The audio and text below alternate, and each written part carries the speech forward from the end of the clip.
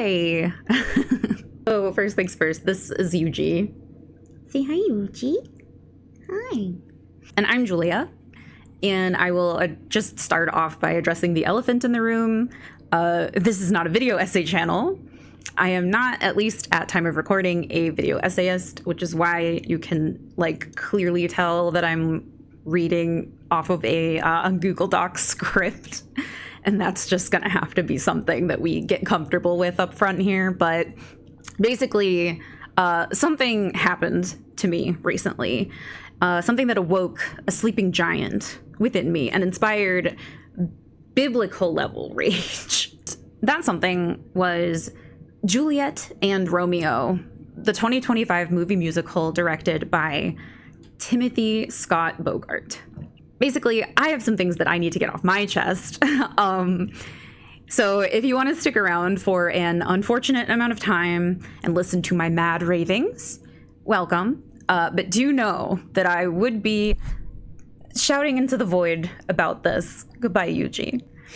I would be shouting into the void about this, whether anyone was here to listen to me or not. So before we really get into the meat of things, I would like to give a little bit of background on myself and where I'm coming at this from, so you can maybe use that to decide whether you care what I have to say about this or not. If you are one of my dear friends or loved ones, hello, I'm sorry. And you already know who I am, so you can use the chapter navigation to skip ahead to the weird stuff. If you are not one of my dear friends and loved ones and you don't already know who I am, my name is Julia. I am 32 years old. I have a bachelor's degree in English language and literature.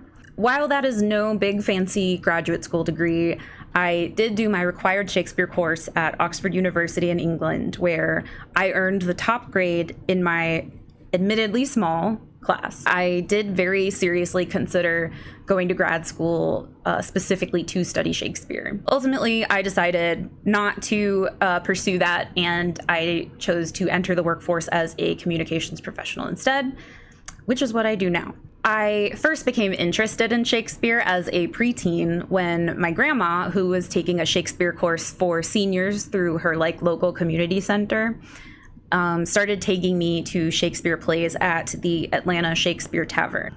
Shout out to the Atlanta Shakespeare Tavern, by the way. All my homies love the Shakespeare Tavern. And the play in particular that really started it all for me was Romeo and Juliet. In my 32 years on this earth, I have seen more productions and adaptations of Romeo and Juliet than makes sense for any reasonable human being. I saw it 3 separate times at the tavern alone, once in middle school, once in high school, and once in college. I watch one of the movie adaptations every year on Valentine's Day, usually either the 1968 or the 1996 version.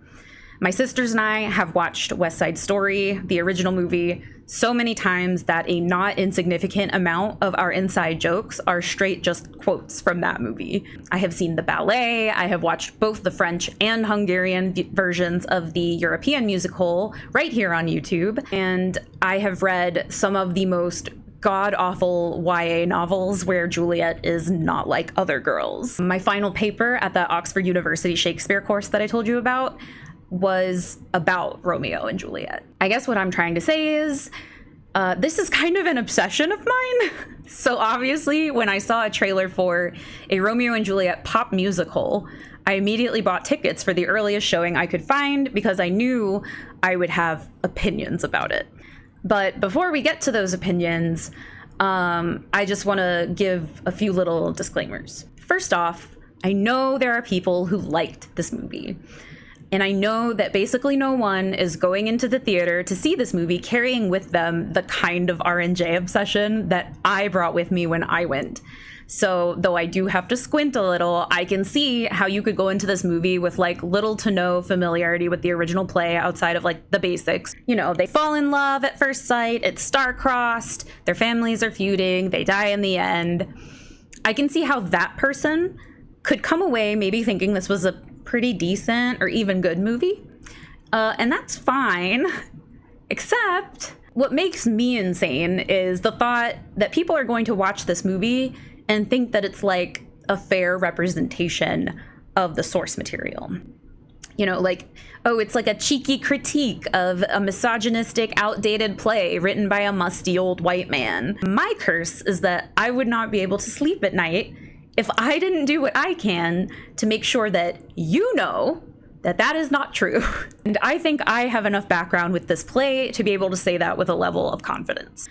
All of this is to say, I am going to be critiquing this movie based on how well it functions as an adaptation of the tragedy of Romeo and Juliet by William Shakespeare, which is what it is based upon according to the credits of the film, even though all of the promotional material says it's based on the real-life love story Shakespeare based his play on, which citation needed. Regardless, it's clearly based on the play, at least to some degree, so I think critiquing it with that in mind is more than fair for me to do. But I just, want to make sure we're all on the same page. Secondly, I want to make it clear up front that I seriously do not mind when adaptations change things about the original work. So this isn't just going to be me, listing things that weren't in the play. Shakespeare plays are very minimalistic in terms of setting descriptions and stage directions and things like that.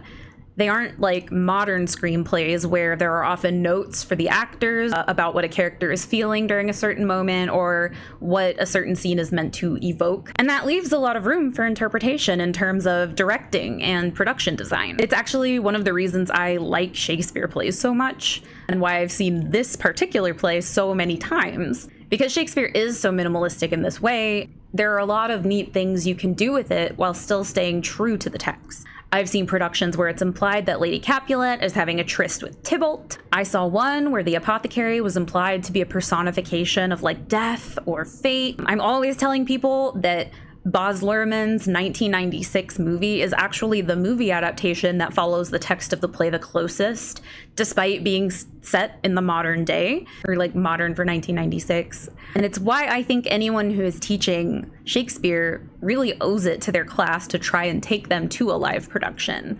Because not only are these plays, which by definition are meant to be seen live, but you also just never really know what kind of cool twist a director might put on it that might change the way you engage with the source material. So what I mean when I say I'm critiquing this as an adaptation is basically is it a fair representation of the thing on which it's based? Even if Juliet and Romeo is meant to be a critique of the tragedy of Romeo and Juliet, which I believe it is, are the things it is saying about the play true and based on an actual understanding of the source material? While I did take extensive notes, I have only seen this movie once. I know that I could probably do a much more thorough autopsy if I watched it maybe one more time, and especially if I had a version that I could pause and rewind, but it's already looking like this video is going to be pretty long.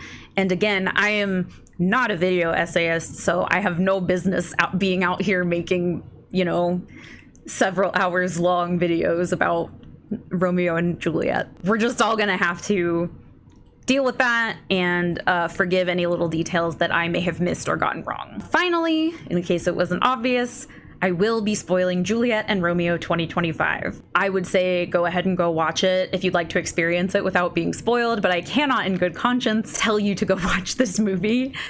So I guess just know that spoilers await you here. Or here's how I'll put it. I'm gonna be spoiling Juliet and Romeo.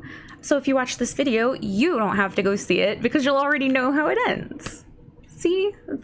It's fine. Now, the moment you've all been waiting for, it is time for me to go batshit insane. If I've learned anything from my queen, Jenny Nicholson, it is that YouTube goes crazy for an internet-friendly numbered list. So that is how I have decided to tackle this monstrosity. We're gonna ease into it with point number 1. Things I liked. Because believe it or not, there were things that I liked about Juliet and Romeo. Thing number 1, for all its faults, it at least wasn't boring. I wasn't bored while I was watching it. Pissed off, immeasurably so. Bored, not so much. Which is more than I can say for the 2013 Romeo and Juliet starring Haley Steinfeld and whatever that other guy's name is, where Tybalt was played by Chuck Bass from Gossip Girl. Secondly, while they did assassinate Mercutio's character, for which they will go to hell, his death scene was actually pretty cunt, which I appreciate. I'm man enough to admit I moved. It was good. So, fair play. Thirdly, I wouldn't go so far as to say this movie's interpretation of the apothecary was good, but it was, in my opinion, the best and most interesting thing about the film as a whole. I genuinely thought it was really interesting how connected he was to Friar Lawrence. It actually made me surprised how few productions draw those parallels between Friar Lawrence's fascination with herbs and the fact that he knows how to make a death sleep potion for some reason, and the apothecary, who is an apothecary. In the original play, the apothecary is really only there to sell Romeo the poison that he takes in the final act. But I do think it's a cool idea to make him a larger character and to make him and the friar kind of like two sides of the same coin. It is a cool idea, however, the execution was a little clumsy, but still, like, they got the spirit, so kudos for that. Last but not least, the apothecary, in my opinion, had the best song, with the exception of a Hamilton-style rap that was kind of wedged in the middle of it for some reason, which was a choice. But, you know, overall, all things considered, I thought it was the best song. The bar wasn't super high, which we will get into, but it was cute and it was like clever and I liked it. Hi, it's me again. I was editing this video and I actually remembered something that I liked that I left out. At the end of the movie, obviously Tybalt and Mercutio have both tragically passed. What that means is that Mercutio's little girlfriend and Rosaline, Tybalt's little girlfriend, they show a little like scene of them at the end of the movie where it's implied that I guess they're like gonna travel the world together and become adventure buddies or something. I am choosing to believe that they are in lesbians with each other and they are going to get married. So that was also something I liked. Okay, I'll give you back to past Julia now. Number 2. Dramatis personae. So this movie made some of the most baffling decisions in terms of characters it felt necessary to add to the sort of mythos. First of all, this movie takes place in the year 1301 in fair Verona, where we lay our scene. And what this means is that the Roman Empire and Pope Boniface VIII are essentially divvying up the Italian city-states. At least that is what this movie led me to understand. I am not a historian, so this is like the big, scary White Walker-esque threat that looms over the whole of the film and is explained to be the reason for the feud between the Capulets and the Montagues. Prince Aeschylus has to decide which of the big families he's going to ally himself with to like defend Verona against Rome and or the Pope. So each of the families is trying to prove to the prince why he should pick them over the other family. Which, like, sure, I guess we're supposed to be grounded in history and everything, but it seems like what would make the most sense is for both families to just unite with the prince to defend Verona together, since they all want the same thing.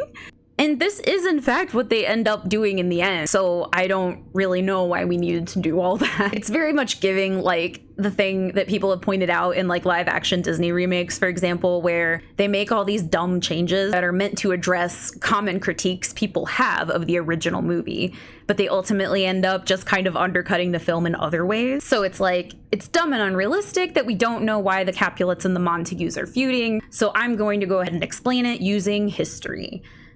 But if you think about it for more than 5 minutes, the reasoning they gave just doesn't make any sense, which isn't that much better than not having a reason at all. That's why sometimes in fiction, there are things you just need to accept at face value in order to have the best experience of the story. Why are they feuding? Doesn't matter. What matters is they are feuding. That's all you need to know why Romeo and Juliet are star-crossed lovers. They can't be together because their families hate each other. The why of it doesn't really factor in. So Shakespeare just leaves it by the wayside in the interest of efficiency. What Juliet and Romeo did is maybe better than the other thing R&J adaptations tend to do, where like in West Side Story, for example, they'll put the Romeo and Juliet stand-ins on either side of some conflict, but in doing so, they fuck up the whole two houses alike in dignity thing. Like in this movie, they at least did seem to be on even footing in terms of like social standing, which I appreciated. But again, we could have had that without introducing the Pope. They also give Mercutio, one of the gayest characters ever put to paper, a cute little girlfriend, which, like, if you insist. But other than as a way to say no homo, this character serves the plot quite literally not at all. She has like 3 songs too, which is fucking insane for a character whose name I did not learn until the credits rolled. She just simply did not add anything to the story by being there.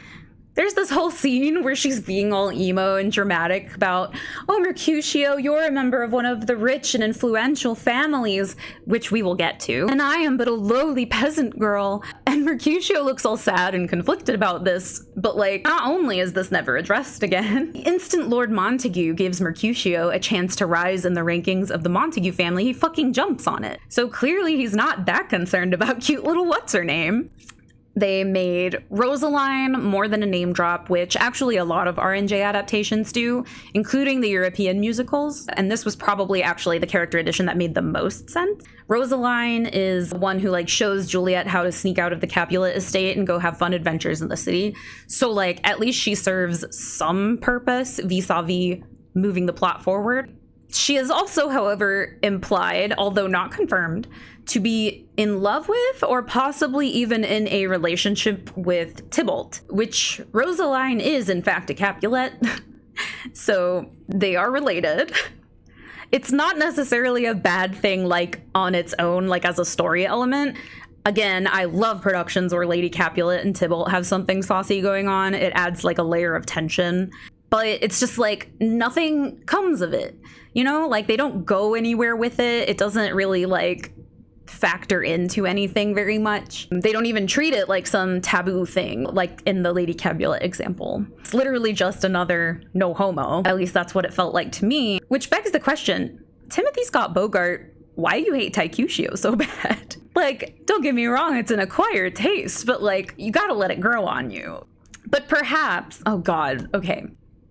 Perhaps the character additions that pissed me off the most, however, were Romeo's three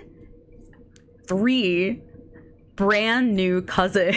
Not only did they nerf poor Benvolio and take all my Sweet Boy's original plot significance away, they just introduced 3 entirely new characters whose whole job is to be Romeo's cousins and to confuse me. It's like they took a character who was perfectly fine on his own and they split him up into 4 separate characters, which is just some of the most inefficient storytelling I have ever seen in my life. Like usually when people combine or split up characters for an adaptation, it's like for the purpose of causing less confusion. Some productions, for example, will have Benvolio deliver the news of Juliet's death to Romeo rather than having Friar John do it, so they don't have to introduce a whole new character for like 2 scenes. Or if you have a character who serves 2 pretty explicit purposes in the text, you might split them up for the movie so people aren't like, wait, I thought Benvolio was the X guy. Now you're telling me he's also the Y guy? Like, sometimes that does make sense to do, but all splitting Benvolio into literally 4 people manages to do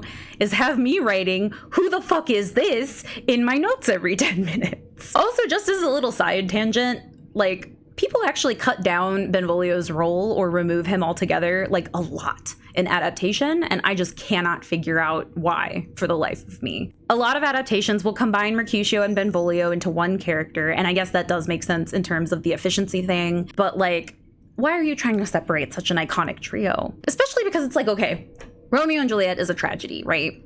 And we watch tragedies for the what? That's right, the catharsis. We watch tragedies for the catharsis. We watch tragedies because they make us cry and because they give us that feeling in our chest. That is why, right? The catharsis, that cleansing sort of upheaval of emotions that it causes. Now, with that in mind, I want you to tell me which of these scenarios would yield a more cathartic cry. Romeo has one best friend, and that best friend dies, and it's horrible and awful and tragic. Or Romeo is one of an inseparable trio of best friends. While Romeo is falling in love with Juliet, we see Mercutio and Benvolio hanging out a bunch on their own, wondering where he's gotten off to, basically. Then, when Mercutio dies, it's not just Romeo who's lost him, but Benvolio as well. When Romeo is banished from Verona for killing Tybalt, Benvolio is the one that is left behind. When Romeo is found dead in the Capulet crypt, 17-year-old Benvolio has now lost both of his best friends in a matter of days. Like, doesn't that just make it all the sadder? Also, they're just, again, great trio dynamics. Like, what do you mean you don't like melodramatic teen poet and his two best friends, flamboyant gay disaster and gentle cinnamon roll? If you don't like that trio dynamic, get well soon. Part 3. Look at how they massacred my boy. So Mercutio is my favorite character in this play, and I have seen him done dirty in the past, but I have never seen him done as dirty as this. There are 2 cardinal sins that people often commit when adapting Romeo and Juliet in terms of Mercutio, and they are as follows. 1, they make him a Montague, and 2, they make him ugly. Now, the second one is obviously like a personal taste thing, but the first one is actually really important. Arguably, Mercutio's most famous line is "a plague on both your houses." It is actually, hilariously, one of precious few lines from the original play that Juliet and Romeo opted to keep. Mercutio says it as he is dying in Act 3, Scene 1 of the original play. He says, "A plague on both your houses. They have made worms meat of me. I have it, and soundly too. Your houses." You hear how he says your houses? Yeah, that's because he isn't a Capulet or a Montague. He hangs out with the Montagues, so people like to lump him in with them, and I can see how that makes sense on like a surface level. But in my opinion, you're really undercutting a lot of the tragedy when you do that, because the point is that this feud has now killed a teenager who wasn't a member of either of the feuding families. Sure, he's clearly picked a side, but not out of any sense of like familial obligation. It's out of loyalty to and love for his friend. And now his blood is on both houses' hands. Like, do you see how that's significant? Like, do you see what that might be saying about the themes of the work as a whole? About how hatred that is allowed to fester can have consequences for more than just the people directly involved? Anyway, not only did J&R make Mercutio a Montague, they decided to take it one step further and make him Romeo's adopted brother, which I just love so much. Literally, don't even get me started. Like, sure, he's already got 3 brand new fucking cousins. What's another fucking Montague, right?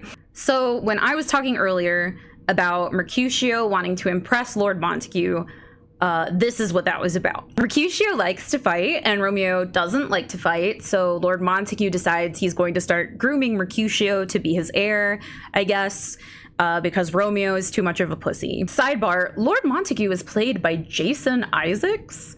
Like, my lord, fire your agent. At one point, Mercutio and Romeo are arguing about, like, living up to the Montague name. And Romeo, of course, asks him, "What's in a name? And don't worry, we will talk about line drops."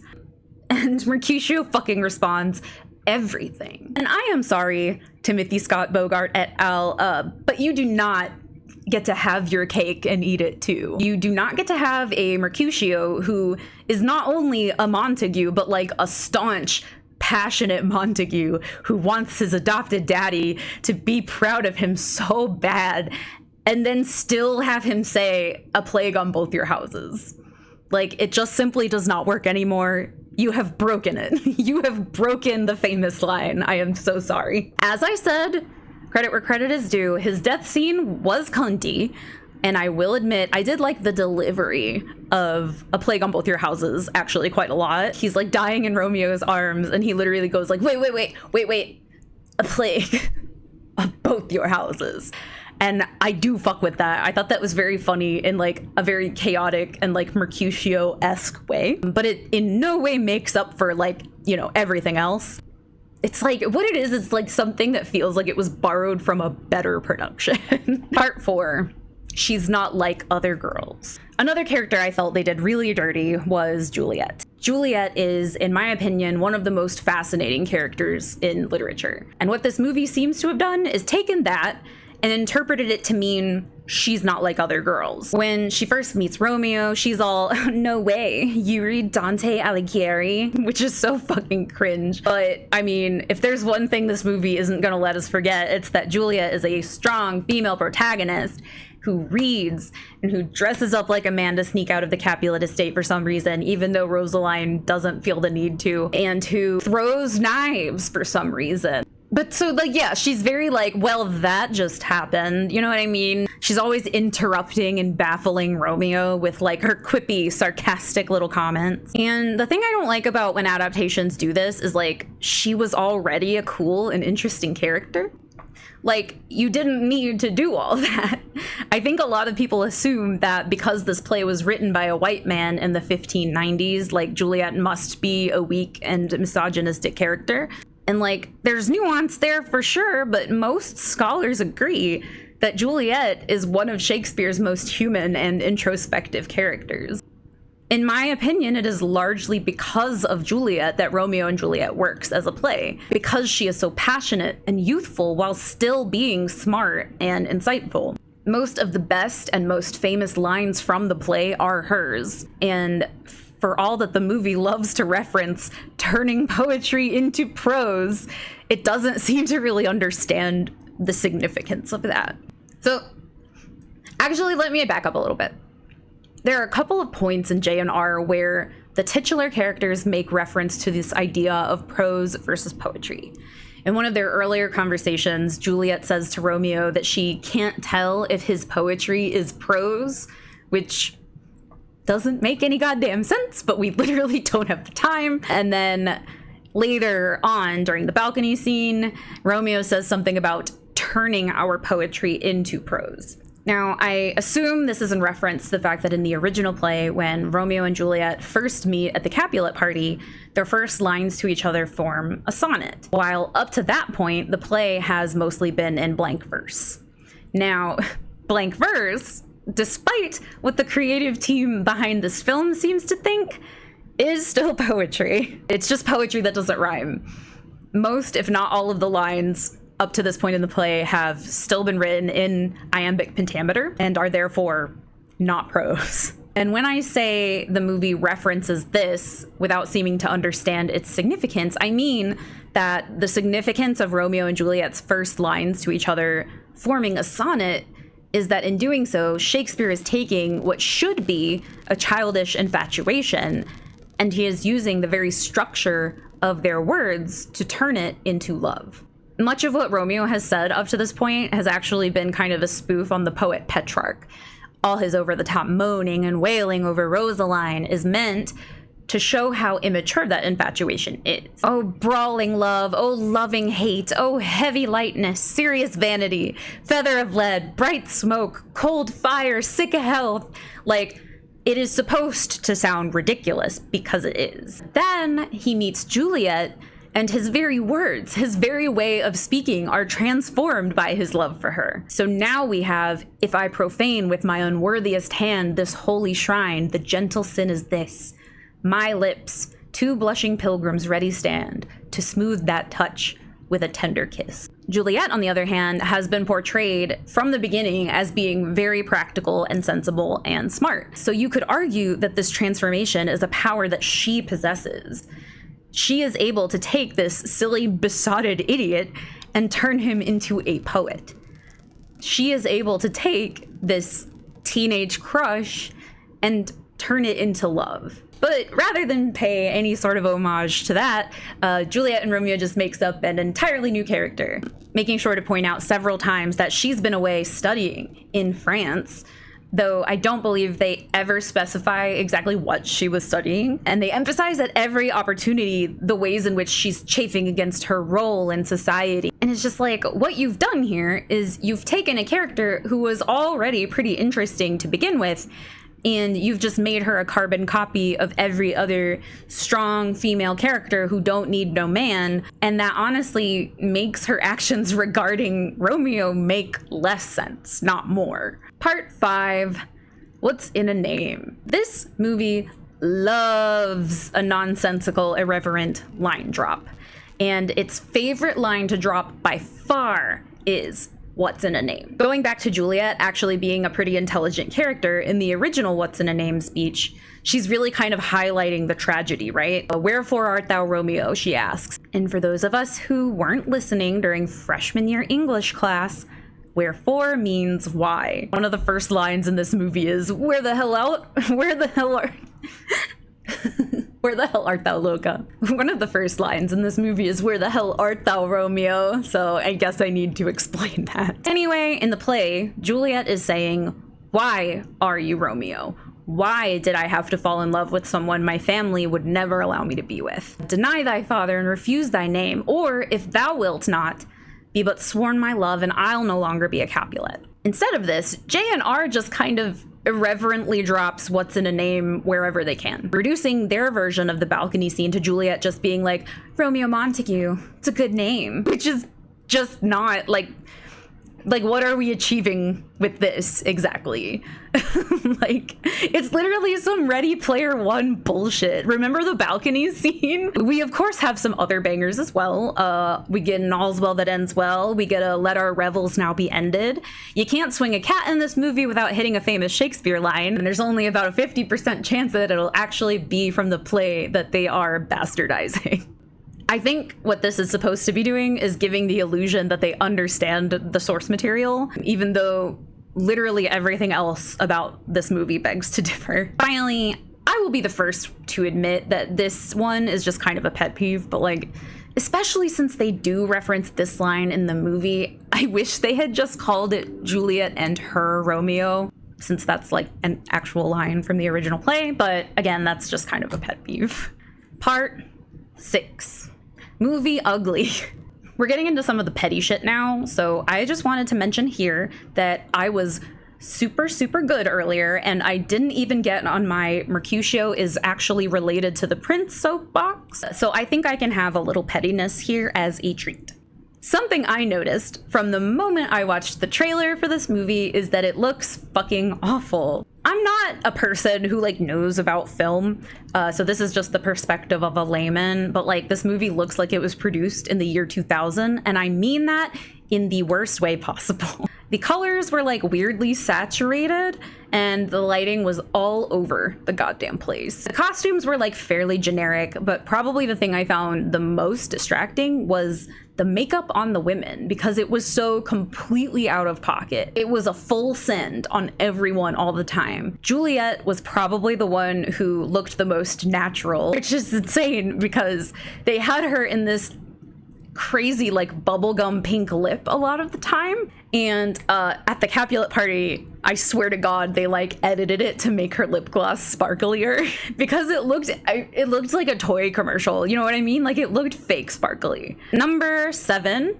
music bad. I don't have a lot to say about the music, honestly, other than it just didn't really impress me. All of the songs were pretty forgettable pop garbage, and the only time any of the lyrics stood out to me was when one of them was especially bad. So like, there was one that goes, "Baby, when we're all alone, you do things I can't do on my own," which just beautiful. And then there's another one, "Why do they call it falling in love when the last thing you want to do is fall?" Okay. Number 8. I didn't have anywhere else to put this, but Juliet and Romeo were heavily implied to have consummated their shotgun wedding in a dank-ass cave on top of a bunch of like sacks of grain or something, and I don't have anything else to say about that except that was just foul. Part 9. In conclusion. So, like, what does any of this matter? Who cares if people are out here making shitty adaptations of a play from Elizabethan era England? Not everything has to be that deep, right? Well, one of the reasons that I decided to make this video is because I've been watching a lot of Mini Minuteman videos recently. And that is a channel I would highly recommend, by the way, if you are interested in watching a funny young man talk about archaeology while freezing to death in his studio and bothering his cats. But something that Milo talks a lot about in his videos, especially when he is debunking conspiracy theories, is the dangers of anti-intellectualism and how we shouldn't assume that just because historical humans weren't as technologically advanced as we are today, that makes them somehow less human, or that there isn't anything we can learn from them. Prehistoric humans still had complex inner lives, whether they had developed ways of recording them or not. They still had things that they were passionate about. They still fell in love. They were still curious about the world around them. And I guess that's kind of where I'm coming at this from. Like, I think it's too easy to assume that because Shakespeare lived 400 slutty years ago, that there isn't anything his works can say to us today. And we don't need to take them that seriously or try to interpret them in good faith. And I just think that's a very narrow-minded way to look at the world and to look at history. I think about all the people I've heard make the like, maybe the curtains are just blue comments. And I feel this like immense sense of frustration that those attitudes aren't challenged nearly as much as they should be. I graduated with a kid who admitted that he hadn't read a single book he was assigned. He straight up just said he majored in English because it was easy. And that's not even getting into these kids today who are trying to earn entire degrees with chat fucking GPT. Like, because society has allowed and even encouraged people to dismiss the humanities and artistic pursuits as essentially optional or extracurricular, increasingly I feel like I live among people who don't know how to communicate with each other or empathize with each other because they don't understand each other. And what's more, like, they don't even want to understand each other because their compassion is so stunted. A couple years ago, I rewatched one of my favorite movies, Dead Poets Society. And it had been a while since I had watched it. I probably hadn't watched it since I was in high school or college. And in the first, I shit you not, like half hour of the movie, if that, I just started bawling because of the speech that Robin Williams' character gives to his students, like near the beginning of the movie. We don't read and write poetry because it's cute. We read and write poetry because we are members of the human race. And the human race is filled with passion. Medicine, law, business, engineering, these are noble pursuits and necessary to sustain life. But poetry, beauty, romance, love, these are what we stay alive for. And I just came apart because to me, that is a fundamental truth of the human experience. And I feel like so many people are just living half lives now because they didn't start life as a nerdy reader kid like me, and no one felt like it was important to impress upon them how integral art and literature and music and history are to the human experience. Like, no one told them that telling stories and learning to understand what they can teach us about each other is not optional. Like, that we can still learn from people like William Shakespeare if we open our minds and our hearts a little and allow him to speak to us from where he was all those years ago. That's why this lazy, bad faith interpretation of Romeo and Juliet pisses me off so much, ultimately. It's just like, rather than criticizing it for any of the actual issues that it has, and it does have them, you're just cynically poisoning yet another generation against a story that is already so unfairly maligned, and telling your audience that they shouldn't care what Shakespeare has to say about the human condition, because you can do it better from here in 2025. You can't, by the way. From now till ever is a far fucking cry from thus with a kiss I die. And that's the other thing that always gets me about shit like this, is like the hubris of thinking you can tell this story better than one of the most enduring poets in the English language. Irreverently dropping famous lines into your script as if the fact that literally everybody in the English-speaking world knows them doesn't in itself say something about the man that wrote them. Like, you're standing on the shoulders of giants. The least you could do is not be so fucking smug about it. Anyway, that is by no means everything that annoyed me about this movie, but that is everything that I have the energy to get into. But before I go, I want to do something kind of lame and cringy. I want to dedicate this video to Paul Hester. Now, Paul almost certainly did not know who I was. He probably couldn't have picked me out of a lineup, but he played Mercutio 2 of the 3 times I saw it at the Atlanta Shakespeare Tavern. And of all of the dozens of interpretations of the character that I have seen in my life, his is still, to this day, one of my favorites. He sadly passed away in a car accident in 2021, and though my mom did embarrass me once when I was a teenager by telling him how much I loved his work and possibly that I had a huge crush on him, I actually don't know. I was trying to vanish from this plane of existence, but he will sadly never get to hear from me how impactful I found his performances as a kid. So I'm just gonna do the next best thing and tell you, whoever you are who is listening, and remind you that, like, even if you don't realize it, and even if they never say it to your face, you really don't know how many people you might have inspired or had a positive impact on. So I don't know. I just kind of wanted to leave on a positive note after being such a Debbie Downer for so long. Anyway, that is truly, genuinely all I have for you. I'm gonna go lie down for the next few hundred years. Peace and love. Goodbye.